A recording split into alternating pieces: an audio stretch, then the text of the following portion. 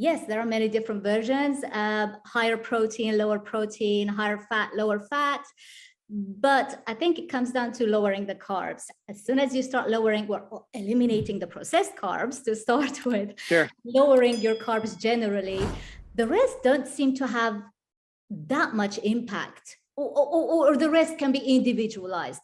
Do you agree? Because people are all different. I mean, even I personally have shifted from high fat to lower fat, higher protein, lower protein. I shift the other two, but the carb level, I just can't afford shifting that because that has an impact on my, well, on my type 1 diabetes, but I should think it's the same for type 2 diabetics, for example, right? Yeah, I think it's pretty clear. The more insulin resistant you are, the more you're going to benefit by strictly limiting the carbohydrates. And then as you become less insulin resistant or more insulin sensitive and improve your lifestyle, then you can generally get away with adding more carbs. But that doesn't mean you start adding back the potato chips and the refined white flours and the sweets and all that, right?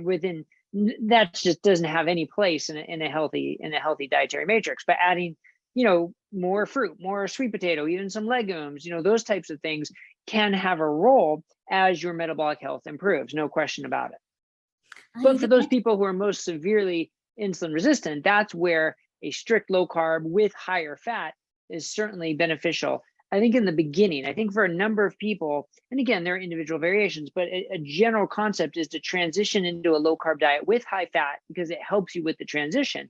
And then maybe over time, start to adjust to a lower fat version, not low fat, not like 20-30% fat, but maybe like 60-65% fat as opposed to 80-85% fat, like that type of version.